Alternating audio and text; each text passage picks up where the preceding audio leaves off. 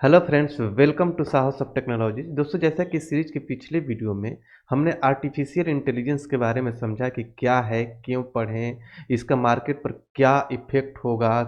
ये सारी चीज़ों को हमने पिछले वीडियो में कवर कर रखा है। आर्टिफिशियल इंटेलिजेंस का इंट्रोडक्शन हमने बता रखा है। अगर आपने नहीं देखा है तो एक बार जरूर विजिट करिए, क्योंकि वहीं से आपका कंसेप्ट क्लियर होगा, तब ये वीडियो और आगे आने वाले इस सीरीज में सारे वीडियो आप लोग को समझ में आएगा। पहले आपको पता होना चाहिए कि आर्टिफिशियल इंटेलिजेंस है क्या, क्यों इतना फेमस होता जा रहा है, इसको पढ़ने से हमें क्या बेनिफिट होगा, अगर नहीं पढ़ेंगे तो क्या होगा हमारे जॉब के साथ। इन सारे क्वेश्चंस का आंसर हमने पिछले वीडियो में बता रखा है। आज की वीडियो में हम बात करेंगे हिस्ट्री ऑफ आर्टिफिशियल इंटेलिजेंस। मतलब कि देखिए, कोई भी टेक्नोलॉजी पढ़ने से पहले उसके कंप्लीट हिस्ट्री के बारे में हमें पता होना चाहिए कि कब ये डेवलप हुआ, किस किस स्टेज से होकर अब किस स्टेज तक पहुंचा है। इन सारे स्टेजेस के बारे में आपको पता होना चाहिए। कब ह्यूमन के दिमाग में आया कि ऐसा कुछ मशीन होना चाहिए जो सोच सकता है, जो ह्यूमन की तरह बात कर सके, ह्यूमन की तरह सारा काम कर सके। अगर हम उससे कुछ पूछे तो बता सके, सजेस्ट कर सके, बिना ह्यूमन का गाड़ी ड्राइव कर सके, चेस खेल सके, कोई भी गेम खेल सके। इस तरीके की बात ह्यूमन के माइंड में आया कब, क्या अभी आया? तो इसका आंसर है नहीं, बहुत पहले, हमारे देश की आज़ादी से पहले की बात है, जब ये क्वेश्चंस ह्यूमन के माइंड में आने लगा था कि क्या मशीन सोच सकता है। तो इसी के बारे में हम लोग बात करेंगे कि ये आर्टिफिशियल इंटेलिजेंस का उत्पत्ति कब हुआ, कब से लोग इस पर काम करना शुरू कर दिए थे। तो लिए चलता हूँ आप लोग को स्लाइड्स पर, और एक एक चीज़ को नोट्स दिखा दिखा कर आपको समझाऊंगा। ये नोट्स आप नोट भी कर सकते हैं, राइट भी कर सकते हैं। नोट्स अगर आपको चाहिए तो आप हमारे इस वीडियो के डिस्क्रिप्शन बॉक्स में हमारे टेलीग्राम का चैनल का लिंक है, उसको ज्वाइन करें। वहाँ पर इसमें सारे नोट्स अपलोड भी करते रहता हूँ, जहाँ से आप डाउनलोड भी कर सकते हैं। ये बहुत ही आपका, अगर किसी कॉलेज में पढ़ते हैं तो सेमेस्टर के जो एग्ज़ाम्स होते हैं उसके लिए भी ज़रूरी है, और अगर आप वर्किंग प्रोफेशनल है तो आपके लिए तो बहुत ही ज़्यादा ज़रूरी है। क्योंकि इस सीरीज़ में हम कंप्लीट आर्टिफिशियल इंटेलिजेंस कवर करने वाले, वो भी कॉर्पोरेट लेवल का। तो बने रहिए सीरीज में। अगर आप नए हैं चैनल पर तो चैनल को सब्सक्राइब कर लीजिए, बेल के आइकन को क्लिक कर लीजिए, ताकि जैसे ही कोई नया वीडियो डालो तुरंत आपको नोटिफिकेशन मिले। तो अब हम बात करते हैं आर्टिफिशियल इंटेलिजेंस के हिस्ट्री के बारे में, कि आर्टिफिशियल इंटेलिजेंस के हिस्ट्री क्या है, इसका उत्पत्ति क्या है, कब से यह स्टार्ट हुआ था। देखिए, ये बहुत पहले की बात है। ये वो समय था जब सेकेंड वर्ल्ड वार चल रहा था। हिटलर जो था जर्मन फोर्सेज के लिए कुछ मैसेज भेजता था, वो भी एक मशीन से, जिस मशीन का नाम था इनिग्मा। देखिए, ये जो मशीन है, ये इनिग्मा मशीन है, जिसके थ्रू हिटलर अपने फोर्सेज को मैसेज भेजता था। वो इनकोडेड फॉर्मेट में, इनक्रिप्ट फॉर्मेट में, जो बाकी लोगों को समझ में नहीं आ रहा था कि क्या मैसेज है। जिसके पास उसका डिकोडर था वही उसको डिकोड करके समझ पा रहा था। तो उसी उसी टाइम पर एक कंप्यूटर, ब्रिटिश कंप्यूटर साइंटिस्ट थे, एलन ट्यूरिंग। ये एलन ट्यूरिंग का बहुत ही इम्पोर्टेंट बोल सकते हैं कि योगदान है एआई के कंसेप्ट में, एआई के फील्ड में इनका बहुत ही बड़ा योगदान है। एलन ट्यूरिंग ने क्या किया कि एक मशीन डेवलप किया जिसका नाम है बॉम्ब मशीन। ठीक है, इस पर एक मूवी भी बना हुआ है, अगर आप लोगों ने देखा होगा तो आप लोगों को पता भी होगा। तो उन्होंने एक मशीन डेवलप किया, जो इस मशीन के द्वारा, एनिग्मा मशीन के द्वारा जो मैसेज भेजे जाते थे उसको इन्होंने डिकोड करने के लिए एक मशीन बनाया, जो उसको डिकोड करके उस भाषा को समझने लगा, जिसके चलते सभी लोग इस भाषा को समझने लगे और हिटलर हार गया। अगर ये मशीन डेवलप नहीं हुआ होता तो सेकेंड वर्ल्ड वार के बाद दुनिया किसी और भी तरीके की दिख रही होती, हिटलर जीत चुका होता।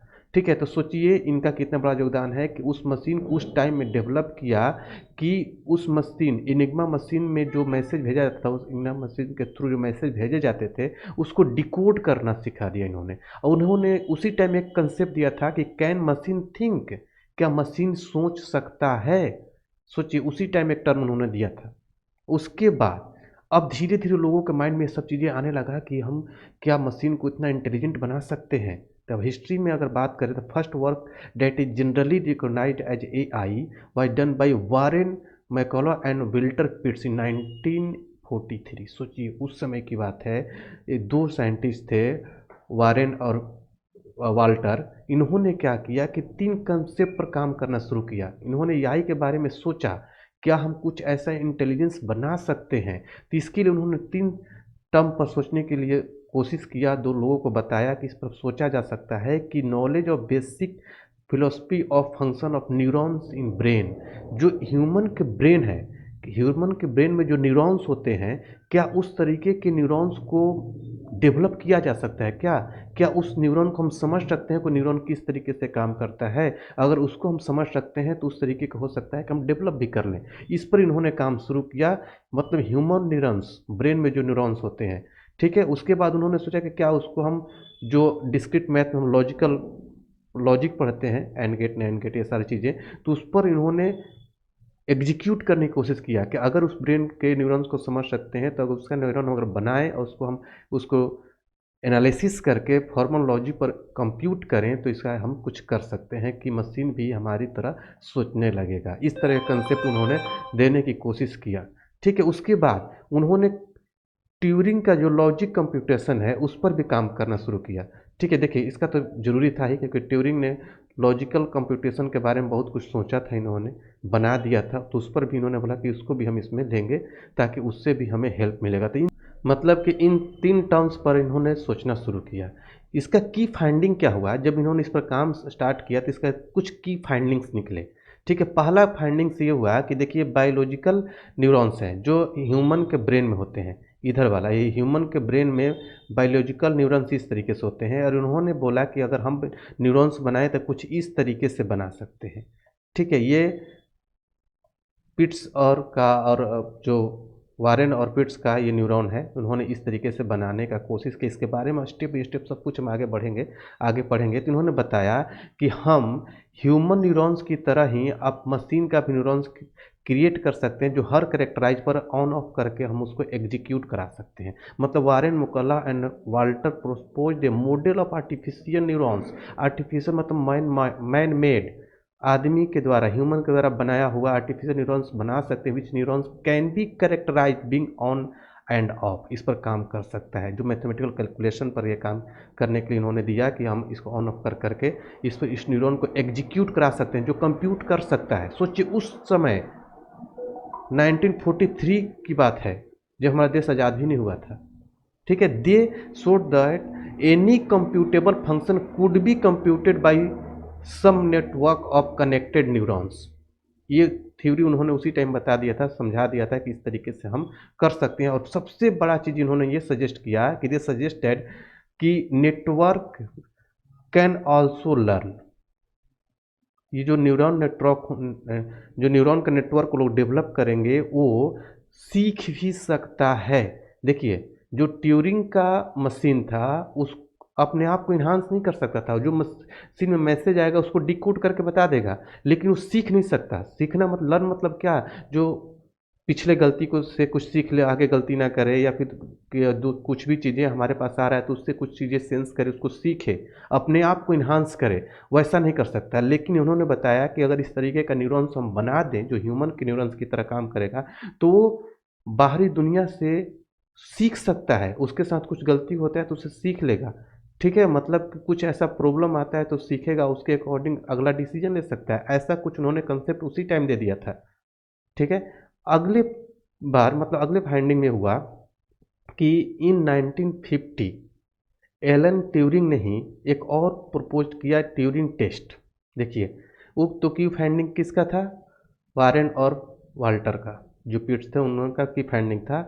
अगेन एलन ट्यूरिंग ने ही एक टेस्ट मशीन बनाया। उन्होंने ऐसा प्रपोज किया कि क्या जो मशीन है कुछ ऐसा कर सकता है कि हम देखिए, इसमें उन्होंने टेस्ट में जनरली किया क्या कि एक तरफ कंप्यूटर का सॉफ्टवेयर दिया और एक तरफ उन्होंने ह्यूमन को रिस्पॉन्डर दिया और यहाँ पे इंटीग्रेटर दे दिया मशीन। ठीक है, और यहाँ पर हमारा एक मतलब वाल हो गया, दीवार हो गया, मतलब ये तीनों एक दूसरे से सेपरेट होंगे। ठीक है, और ये इंटीग्रेटर यहाँ से क्वेश्चन पूछेगा। ठीक है, और इसको नहीं पता कि किधर से ह्यूमन का आंसर आ रहा है, किधर से कंप्यूटर का आंसर आ रहा है। अगर ये इंटीग्रेटर जो ह्यूमन है, अगर इसको ना पहचान पाए कि किसका मतलब कौन सा क्वेश्चन मशीन मेड है और कौन सा कौन सा आंसर मशीन मेड है और कौन सा आंसर ह्यूमन के द्वारा दिया हुआ है, तो उसमें अगर ऐसा हो जाता है तो वो लैंग्वेज, उस सॉफ्टवेयर क्या होगा कि ट्यूरिंग टेस्ट पास कर जाएगा। ऐसा इन्होंने बताया कि क्या ऐसा हो सकता है, तो ये पास कर गया। ठीक है, ऐसा उन्होंने टेस्ट करने का मशीन दिया कि अगर इस ट्यूरिंग टेस्ट को पास करता है तो मतलब हम सोच सकते हैं कि मशीन भी ह्यूमन की तरह काम कर सकता है। तो ये एक टेस्ट का एक सॉफ्टवेयर उन्होंने एलन ट्यूरिंग ने प्रपोज किया। बहुत ही इंपॉर्टेंट माइलस्टोन था ये। ठीक है, a computer passes the test if a human integrator after posing some written question cannot tell whether the written response from a human or from a computer। इंट्रोगेटर उसको समझ नहीं पा रहा था कि कौन सा रिस्पॉन्स कंप्यूटर से आ रहा है, कौन सा रिस्पॉन्स ह्यूमन से आ रहा है। ये स्टेप बाई स्टेप लोग एआई की तरफ मूव होते जा रहे थे।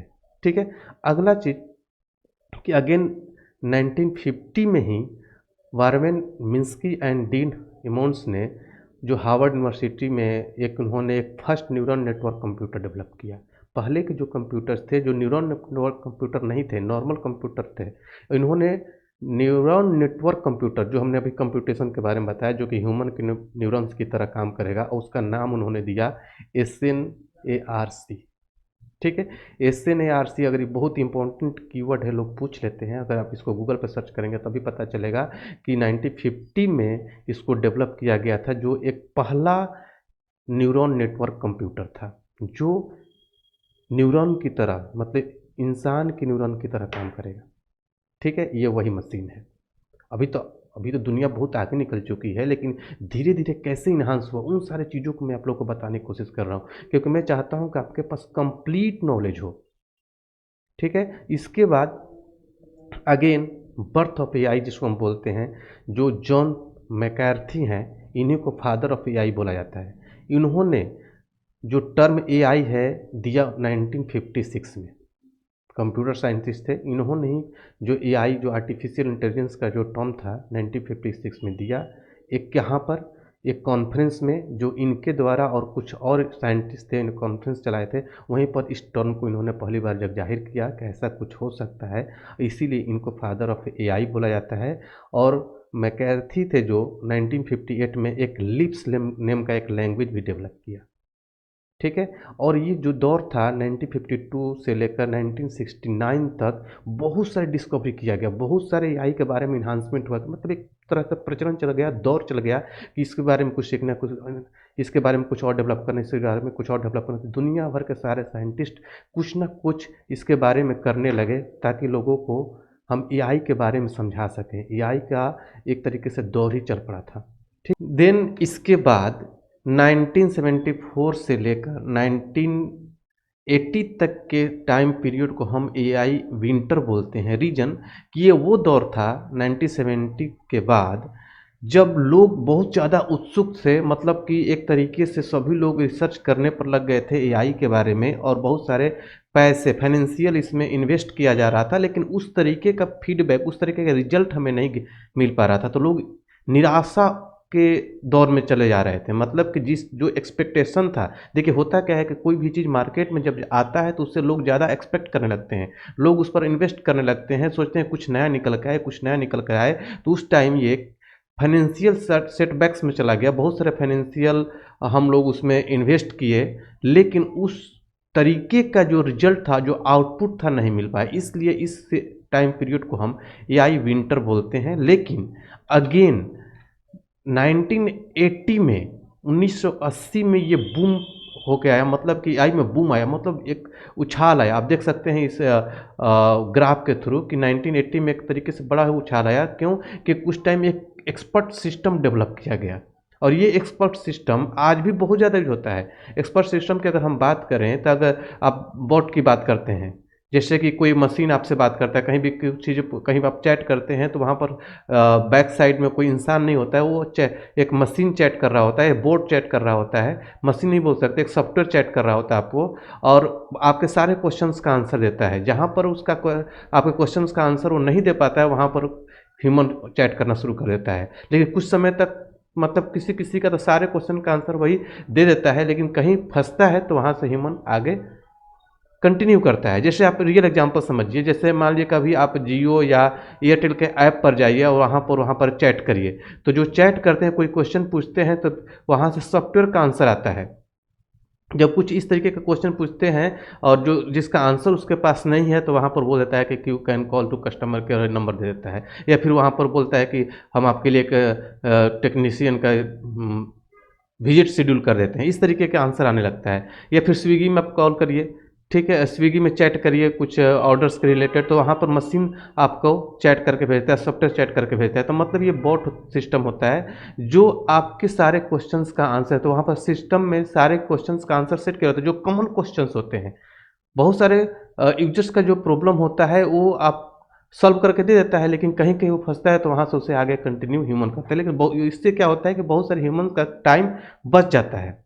ठीक है, तो ये एक बहुत ही बूम के तौर पर आया, मतलब कि बहुत ज़्यादा लोग यूज करने लगे। In 1980 expert system and AI program was adopted by many corporations, मतलब बहुत सारे कंपनी इसको यूज करने लगी। आज के डेट में भी बहुत सारे लोग इसको यूज करते हैं। बहुत सारे जितने भी आप देखते हैं सोशल मीडिया या फिर सोशल मीडिया को छोड़कर ई कॉमर्स के साइट्स देखिए, वहाँ पर आप चैट करिए। ठीक है, वहाँ बगल में एक बटन आता है चैट नाउ, उस पर चैट करके देखिए, बना बनाया क्वेश्चन, बना बनाया आंसर आपको मिलेगा, उसमें चैट करते रहिए। तो चैटबॉट सिस्टम होता है वो। ठीक है, तो ये उस टाइम ये डेवलप कर लिया गया था। ठीक है, उसके बाद कुछ ऐसे हम टॉपिक देखते हैं जहाँ पर हम ये देखेंगे कि एआई में किस तरीके से इम्प्रूवमेंट हुआ। 1997 में आईबीएम ने डीप ब्लू नेम से एक सॉफ्टवेयर डेवलप किया जो वर्ल्ड चैंपियन जो गैरी थे उनको चेस में हरा दिया था। सोचिए, ये एक एआई का गेम्स में एक माइलस्टोन था। सोचिए, मतलब एक सॉफ्टवेयर जो वर्ल्ड चैंपियन थे गैरी चेस में, उनको हरा दिया आईबीएम का डीप ब्लू। तो सोचिए, मतलब उस लेवल तक हमारा सॉफ्टवेयर डेवलप होने लगा था 1997 में ही। एआई की तरफ हम कितना आगे बढ़ते जा रहे थे। ठीक है, अगेन कुछ और एग्जांपल समझिए।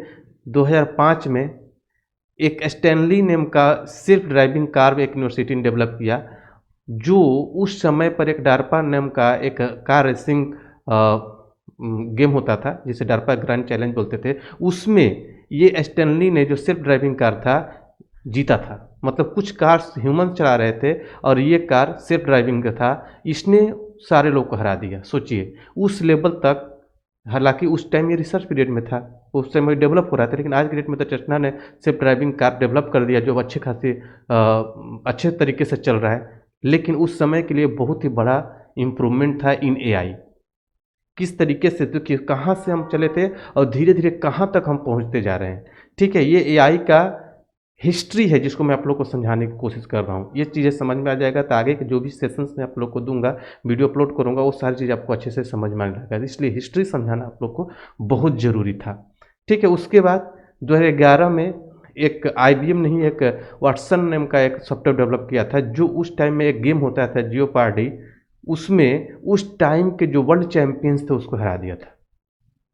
तो ये भी मतलब ये प्रूफ किया कि जो नेचुरल लैंग्वेज प्रोसेसिंग होता है उसका कैपेबिलिटी कितना है, हम कितना उसको यूज कर सकते हैं। सोचिए इसमें मतलब कि यहाँ पर कैन मशीन थिंक वाला कंसेप्ट ही रहता है, क्या मशीन सोच सकता है, सोचने लगा मशीन, मतलब आपको हरा दे रहा है, आप क्या सोच रहे हैं, आपके बाद क्या आंसर देना है उसको, ये सारी चीज़ें मशीन कर रहा है।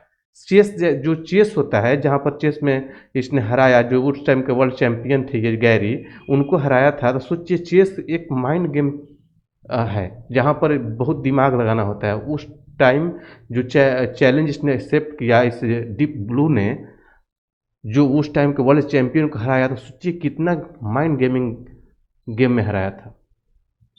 ठीक है, तो सोचिए एआई ने कितना इम्प्रूवमेंट किया धीरे धीरे करके। सेल्फ ड्राइविंग कार उस टाइम बना लिया गया था, जो बाकी ह्यूमन चला रहे थे कार में, उस रेस में जीत गया था। यहाँ पे जियोपार्डी गेम में उस टाइम के वर्ल्ड चैंपियन को हरा दिया एआई ने। तो इस तरीके से इम्प्रूवमेंट हुआ। उसके बाद 2016 में एक अल्फा गो नेम का जो गूगल ने डेवलप किया, उसने गो प्लेयर जो थे ली उस टाइम के वर्ल्ड चैंपियन, तो उनको हराया। ठीक है, तो ये भी एक गेम ही है, ये भी एक चेस की तरह ही गेम है। कुछ क्वाइंस टाइप का बना हुआ था, मार्बल का बना हुआ रहता है। उसमें ये क्या होता है कि चेस से भी थोड़ा सा हार्ड होता है, बहुत ही माइंड यूज करना पड़ता है इस गेम में। उस गेम में भी उस टाइम के वर्ल्ड चैंपियन को ये अल्फागो ने हरा दिया था। ठीक है, ये भी एक it's a significant milestone due to complexity of the game. ये सारी चीज़ें प्रूव करता है कि एआई कितना स्ट्रांग होता जा रहा है धीरे धीरे। उसके बाद जो नए 2018 में ओपन एआई आया, उस 2018 में आ गया, लेकिन आज की डेट में इसको कौन नहीं जानता है। ठीक है, आज इसमें बहुत सारे लोग, सभी लोग, चाहे डेवलपर हो, चाहे किसी भी फील्ड में हो, चाहे एचआर हो, सभी लोग इसको यूज कर रहे हैं। ओपन एआई को आज के डेट में ये बहुत ही ज़्यादा फेमस है।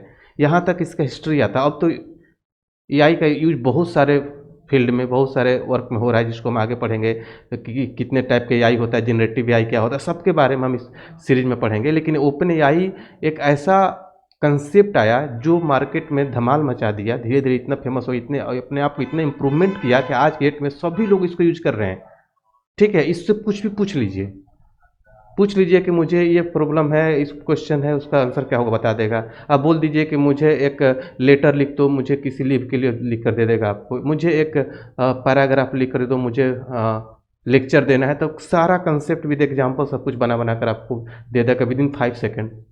तो हर क्वेश्चन का आंसर इसके पास है। किसी भी तरीके का क्वेश्चन पूछिए, कोई प्रॉब्लम आप में प्रॉब्लम में फंसे हुए हैं, कोई प्रोग्राम बना रहा है, उस प्रोग्राम को कॉपी पे करके पेस्ट करिए, उसका सॉल्यूशन आपको बता देगा। इतना इंटेलिजेंट सिस्टम बन गया है। तो ये एक हिस्ट्री था जिसको मैंने आप लोगों को समझाया कि किस किस तरीके से एआई में इम्प्रूवमेंट हुआ, कहाँ से स्टार्ट हुआ, तो अब हम कहाँ तक पहुँचे हैं, ये हिस्ट्री के तौर पर समझा हमने। आगे की वीडियोज में मैं एक एक करके स्टेप बाय स्टेप सारे एआई के कंसेप्ट को समझाऊंगा। मैं टाइप ऑफ एआई कितने टाइप का होता है, किस टाइप में कैसे यूज करते हैं, हर वो कंसेप्ट मैं समझाने वाला हूँ जो एक डेवलपर के लेवल पर ज़रूरी है, या फिर किसी भी टेक्नोलॉजी से बिलोंग करते हैं, ये कंसेप्ट आपको पता ही होना चाहिए एआई के बारे में, जो मैं आप लोग को आगे बताने वाला हूँ। तो अगर आप इस चैनल पर नए हैं तो चैनल को सब्सक्राइब करिए, बेल के आइकन क्लिक करिए, ताकि जैसे ही अगला वीडियो डालूँ तुरंत आपको नोटिफिकेशन मिले। तो चलिए मिलते हैं अगले वीडियो में अगले टॉपिक के साथ। तब तक के लिए थैंक यू सो मच।